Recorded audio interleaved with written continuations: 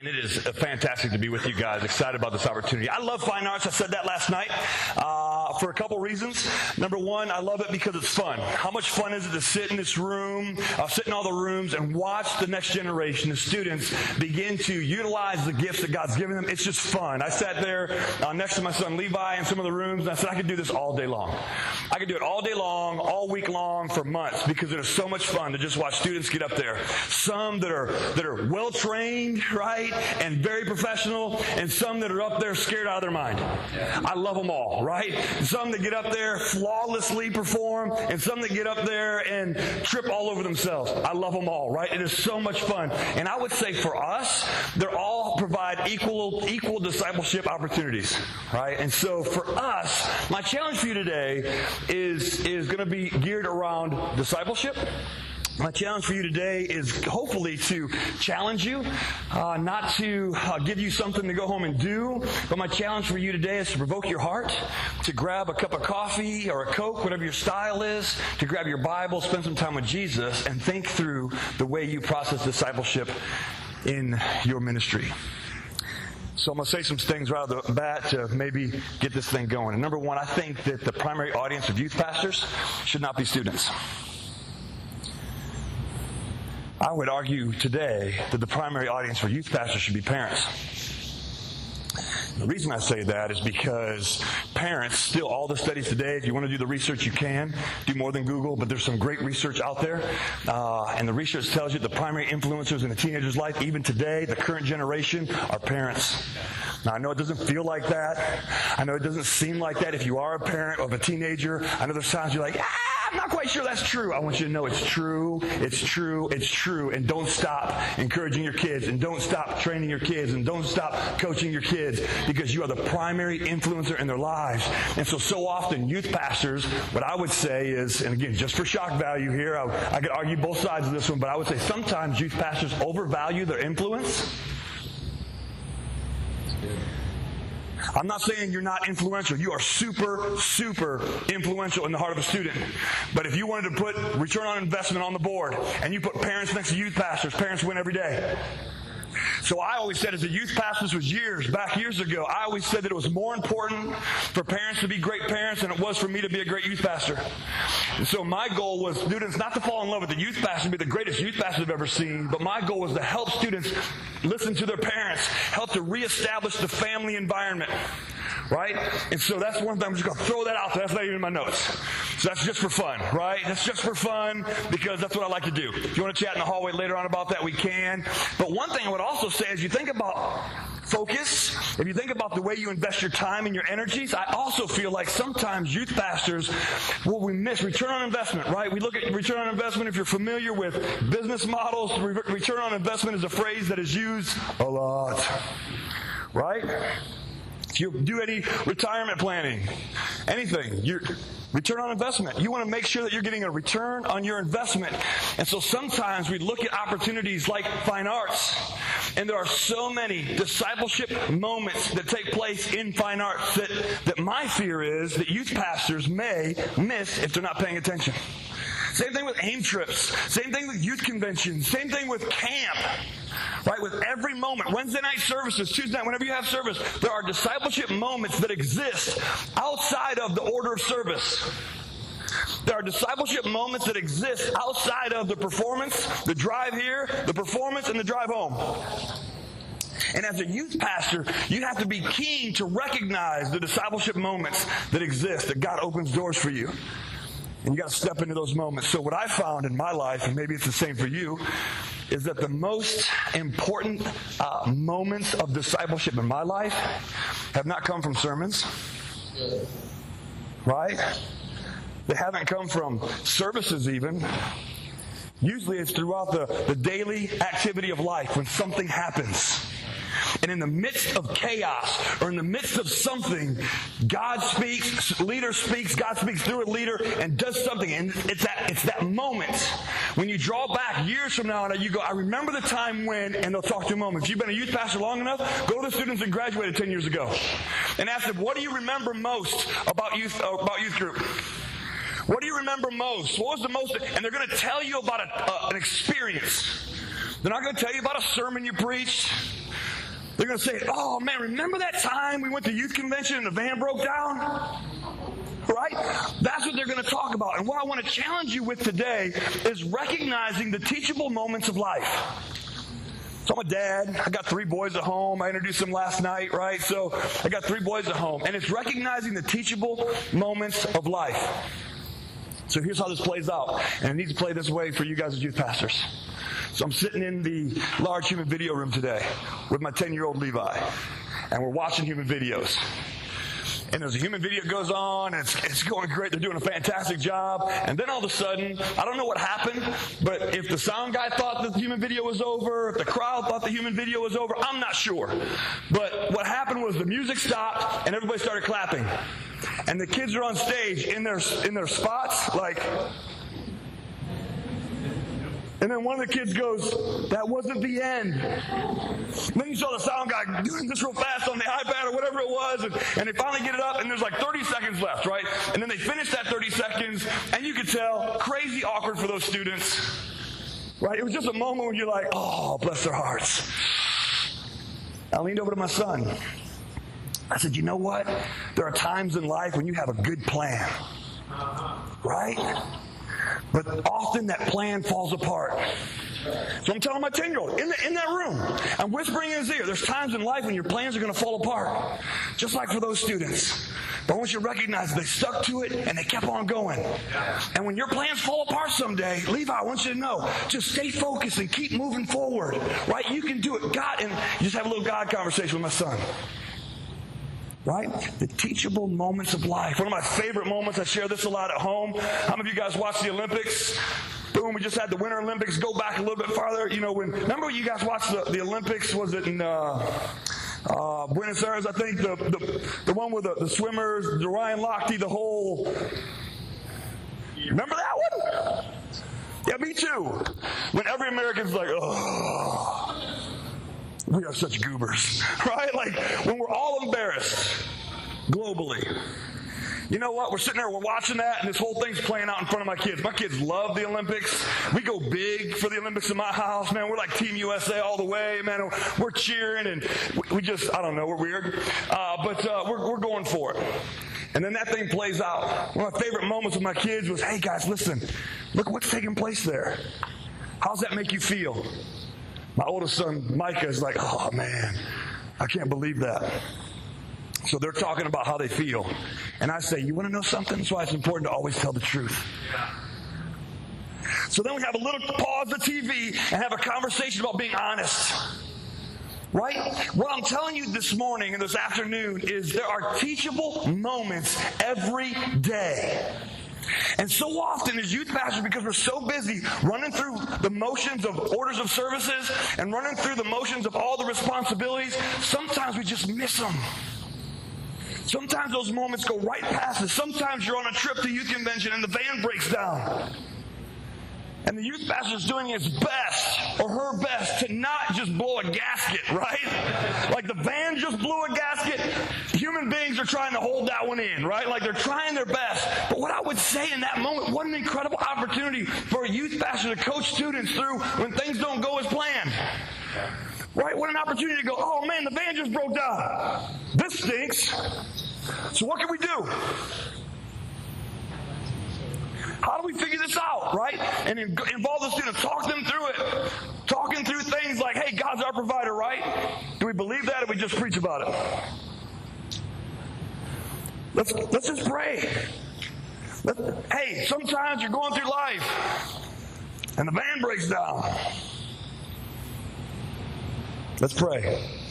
Students, you know, or whatever you do, but there are teachable moments in life. What I would say to you guys in the fine arts world, and I've got to watch my time, in the fine arts world, there are tons and tons and tons of teachable moments. And so when we look at fine arts as discipleship, I have a lot of people come up to me and say, listen, fine arts is not discipleship. Help me understand how fine arts is discipleship. Because what they see is Christian American Idol. Right? Can I just be honest with you? I said this as a youth pastor. I said this as a DYD. And now they put me in charge of this thing. And that was the worst thing they could have done.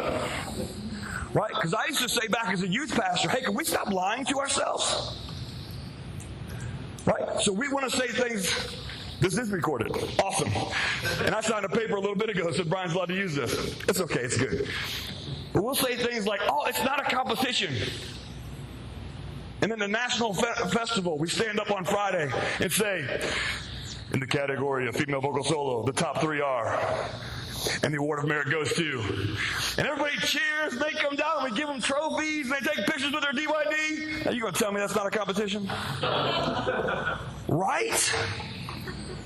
Right? Now, in Oregon, you guys do it different. I learned that today as I was talking about award of merit last night. They're like, we don't do award of merit. I'm like, for real? Good for you, right? Now, I'm not saying it's wrong. I'm just saying sometimes we put our energies on that. And then we say it's not a competition, and we're confused. But what a lot of leaders see, what a lot of youth pastors see with fine arts is what they don't want to get involved in is the drama. You don't want to get involved in the drama. Listen, you would not believe the emails I get after National Fine Arts Festival. They are hilarious. Right? If you sent one, know that I probably laughed. Right? Like, I'm like, what in the world is going on? For real? Totally missed the mark. Totally missed the mark. Listen, we sure do have fine arts moms, man. I'm telling you, you've got dance moms, you have fine arts moms. It is a real thing. You know what I'm saying? It is a real thing. In fact, we're selling t-shirts. Why not make some money off it? Listen, fine arts moms are a real thing. Right? But here's the deal. The reality is, when you see that, perception can sometimes be reality. So when all they see is competition, and all they see is this drive and desire to get on the stage or to win a merit award, we see this at National Fine Arts Festival. So for years, we've had a National Youth Convention as a part of National Fine Arts Festival. So typically we have around 12 to 15,000 people that show up for nationals. Okay, so National Youth Convention, Monday, Tuesday, Wednesday, Thursday, Friday. So in Louisville, right, we got the Yum Center. Monday, Tuesday, Wednesday, Thursday, the attendance fluctuated between 3,000 and 5,000 people.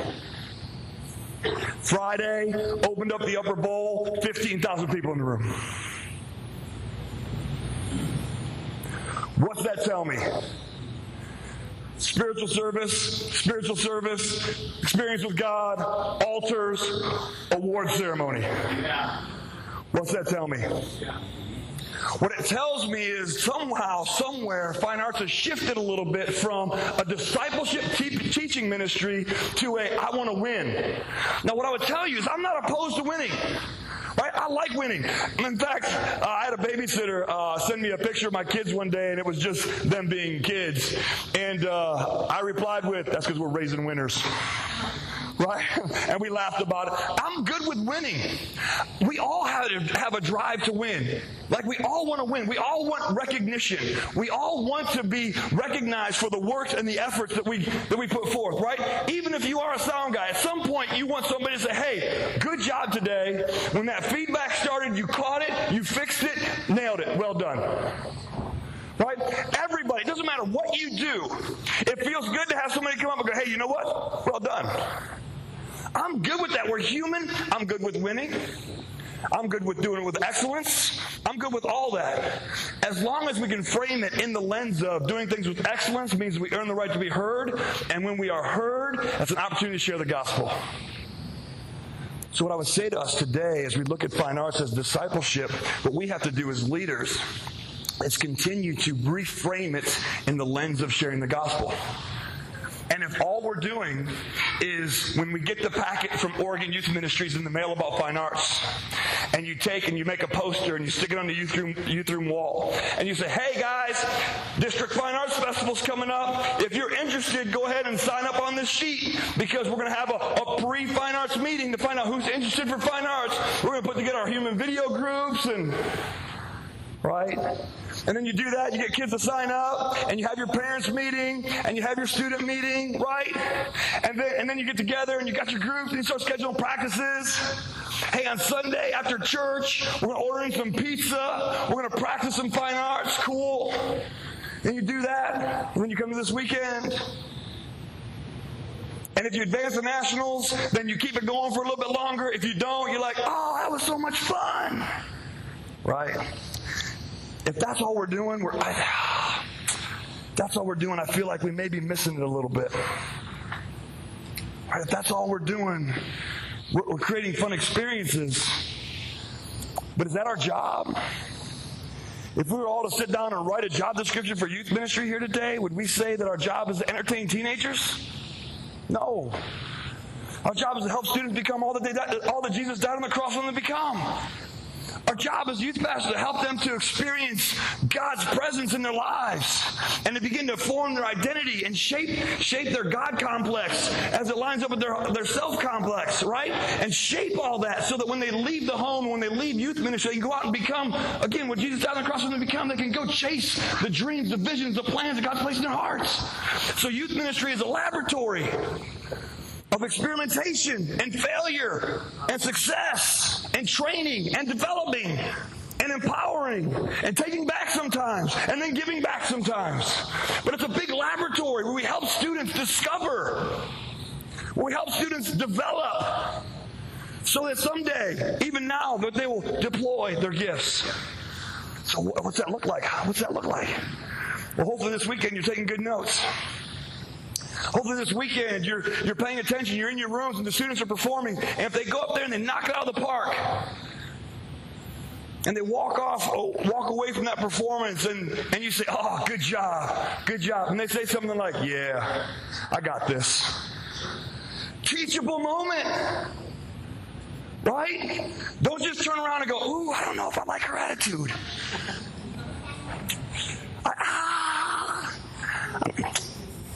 I'm going to have to talk to her mom about that one. Right? No, teachable moment.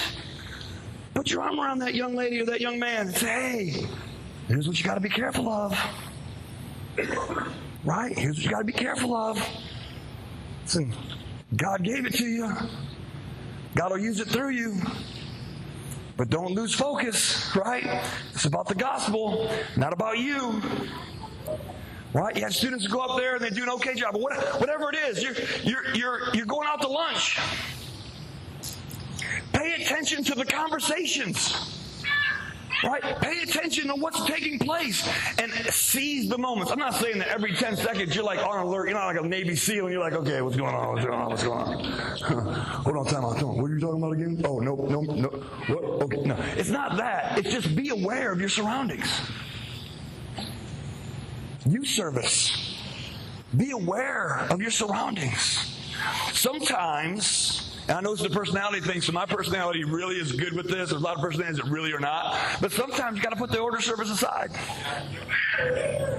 Sometimes, I can remember times a youth pastor when I just said, hold on, you know what, Tom, can I just have a conversation with you? I love you guys. Can I just have a conversation? We're going to talk through something real quick. Some of the most impactful times is when I put my notes aside and just have a heart-to-heart with my kids. My challenge for us today is that our job is wrapped up in making disciples. And so what I would say to you from a fine arts standpoint is, yes, embrace the competition.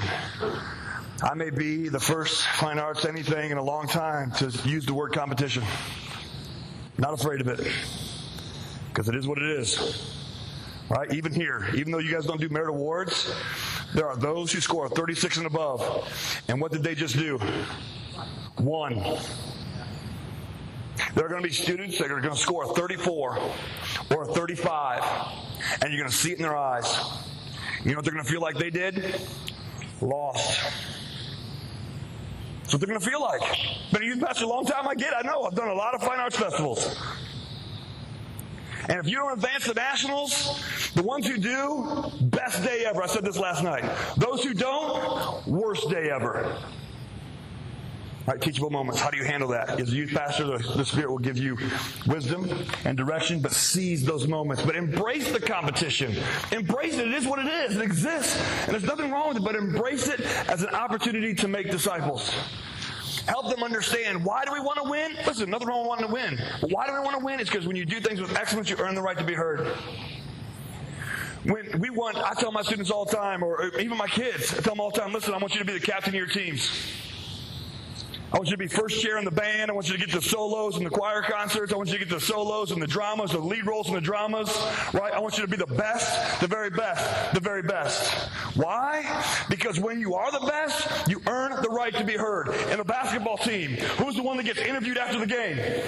The best player. LeBron James, whether you like him or not, after every game, there's a reporter in his face. I want my kids to be the best. Because there's going to be a moment when there's going to be a reporter in their face. And what an opportunity to share the gospel.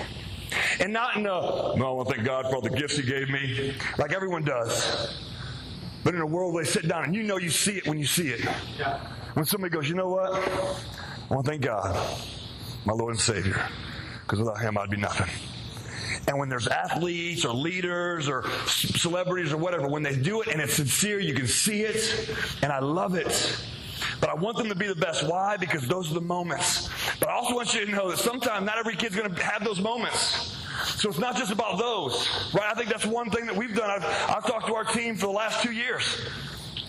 Talked to our team the last 2 years. We've got to stop telling the stories of the Sanctus Reals and the Blancas and the, NF and all those, right? All those guys that came up through fine arts and got recording contracts. Because what I know is what gets rewarded gets repeated. Think about this in your youth ministry. What gets rewarded gets repeated. Yeah. Okay? So when we stand up there and all of our videos coming from the national office are about those with recording contracts, what's the message we're telling the world? Success in fine arts looks like a recording contract. Which is why we created the videos that Brian showed last night of Elijah Figueroa. There's another one of Raquel Lenhart, another one of Bree Prutsky, right? Of videos of students who may never get a recording contract. We may never be on national television, but are using the gifts that God has given them to share the gospel, right? We've got to tell those stories. You guys have those stories all over the place. They don't have to be the best. They don't have to be the most popular. Tell the stories. Because what gets rewarded gets repeated. Take the kids who have the sincere heart and reward them. I know it's a tough tension, right? You want the popular ones because, I get it. You want the ones who are really, really good, even if their attitude's a little bit off. Boy, they're really, really good. What gets rewarded gets repeated. Right? In youth ministry, I'll tell you, I was a tough youth pastor. I say it all the time. Most kids would not want me as your youth pastor. I was mean. I was downright mean. No, I wasn't mean, but I had. You want to be on my worship team? I had a dress code. Like it. You're a leader.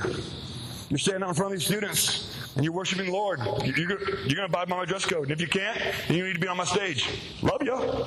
You still need to be on my stage. Right? I used to have the leaders when I was at DYD.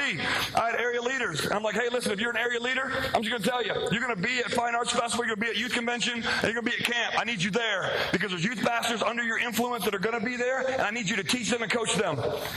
I had a youth pastor one time tell me, hey, listen, you don't want to be the guy that makes us come to these events. I'm like, yeah, I do, because leaders lead. And I'm not saying you're a bad youth pastor. I'm just saying you can't serve on this team if you don't want to do that. So if you don't want to be at Fine Arts Festival, that's cool. Just resign. You can go be a youth pastor. I'm cool with that. I love you. We'll use you at camp because that's where you're great. But if you're going to sit on this team, I'm going to have a different set of responsibilities for you. Different standard for you. Listen, that's the way it was for me. You can raise the bar of expectation. So, yeah. Discipleship's a big deal. A lot of conversations out there about the turnover in youth ministry, and I get tired of those conversations. I don't know if you guys get tired of those conversations. I get tired of those conversations. About students who walk away from the faith, quote unquote, after they graduate high school. The way to solve that is just to give them something real. The way to solve that is to help them understand what it means to be gospel-centered. And not just through sermons, but through teachable moments. Speed the light. How is speed the light discipleship? Oh man, I can do this all day long. Right?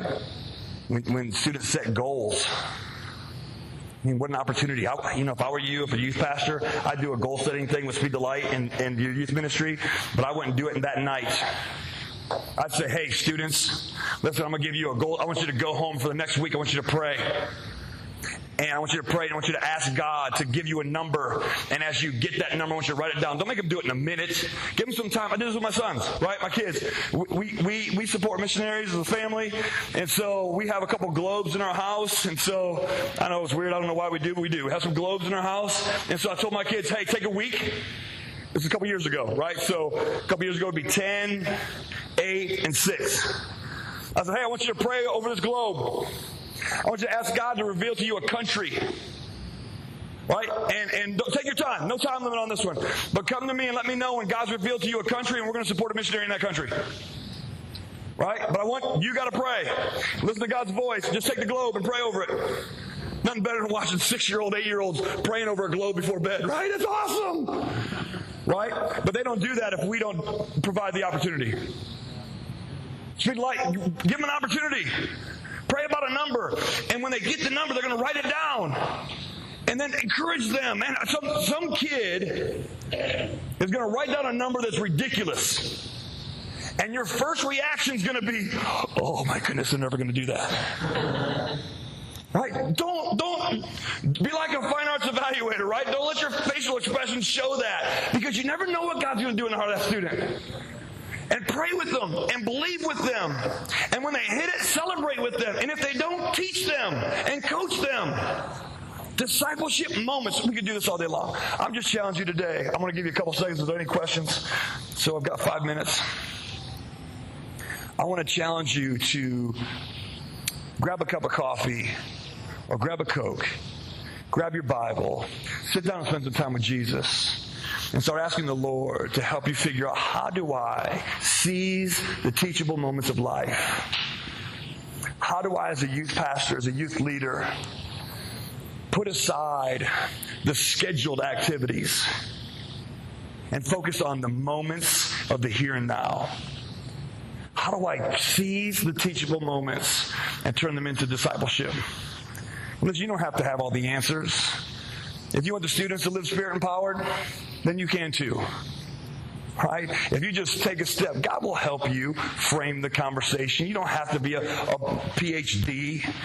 You don't have to be a theologian. Right? Just have to have some faith. You want the students to have some faith? Hey, 1 Corinthians 11:1, right? Follow my examples. I follow the example of the Lord. Right?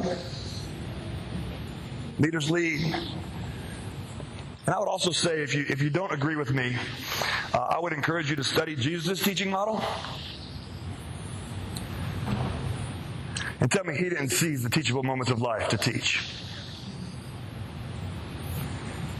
They're walking, right? I'll give you one easy one. They're walking, everyone's hungry, and the disciples are like, hey, send everyone home. We don't have enough money to feed these guys. And Jesus says, why don't we all just sit down here for a second and have a conversation? What do you got? Oh, you got some bread and some fish. Watch this. Look at Jesus' teaching model. He didn't teach classes. He didn't do small groups. Within the context of life, he would pause and teach. We as youth pastors have to, within the context of life, don't miss, I'm going to say it a million times just to nail it in there, don't miss the teachable moments of life, because in my opinion, that's where the real discipleship happens.